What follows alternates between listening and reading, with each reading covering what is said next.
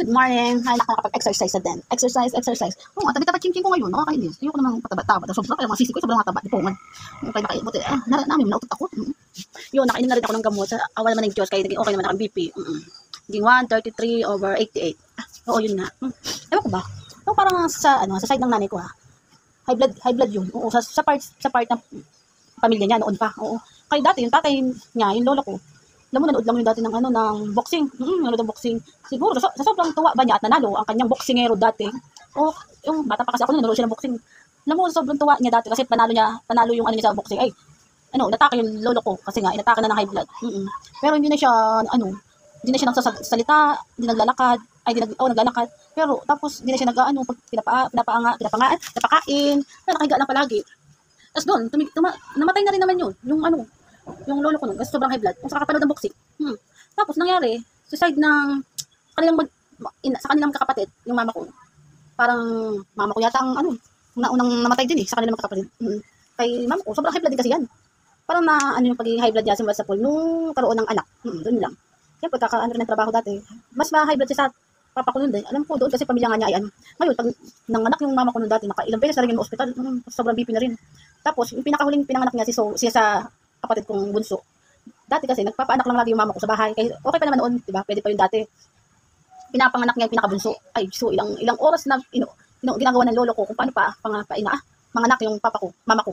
Kaso yung lola ko, hindi niya mailabas yung baby. Hindi mailabas ang ko. Tapos, yung kahit ulit-ulit ayaw pa rin ng mama ko pumunta ng ospital kasi ayaw niya talaga kahit noon pa ayaw ng ospital. Alam mo yung nanay ko sobrang high blood.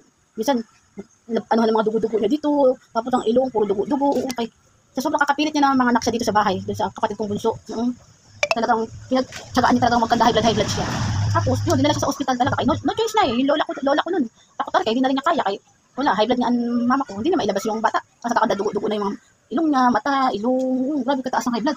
Tapos, awan naman ng Diyos, naging okay naman na ang nanay ko, tsaka yung kapatid kong bunso. Gumaling sila, nakauwi na. Tapos, ang naman, naalala ko lang naman kasi na, sa siya sa mga high blood, at saka yung lolo ko, nakakalimutan ko yung masalita Yun, yung papa niya, high blood talaga, pero yung nanay niya, yung si mama ko, yung lola ko, hindi talaga naging high blood yun. Kung kahit sobrang matanda na yun, yung kakandaan, pa rin yung magpaanak dati. Dati sa mga bahay lang, kaya lang, simula noon, bawal na kasi mga anak sa mga bahay. Kaya ginagawa, hindi na pinapapunta na rin yung lola ko kay ilang punta doon. Ewan ko, nadugas-dugas pa sa pagpapanganak. Noon yun yung pinag-alis na sana. Yun. Kaya yung mama ko, yung namatay yung nagkasakit yung mama ko, high blood yun. Yun. Ang hirap din talaga talaga pag high blood. Parang kami magkakapatid, puro high blood lang din. Kaya naman, kami dun sa nanay ko, puro high blood. Siguro nawala siya, sa kanyang mga kapatid, hindi ko alam kung ilan yung nawala din sa sobrang high blood. Mga hirap din talaga kapag meron kapag high blood, hindi mo masabi.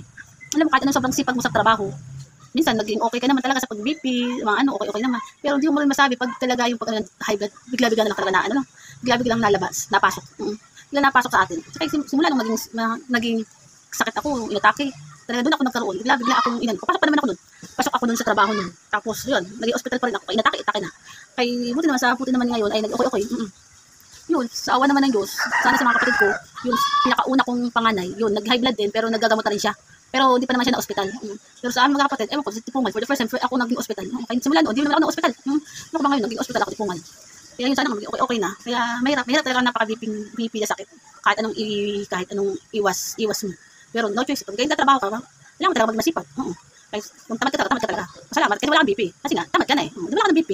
Puta lang, magpaka-BP ka dahil para magkawala ka ng BP. Dahil sa pagiging tamad din, di puta. Kaloka. Ang ganyan na. Wala magawa kanina, kaya nakaialala lang ako. Kasi tapos ng BP.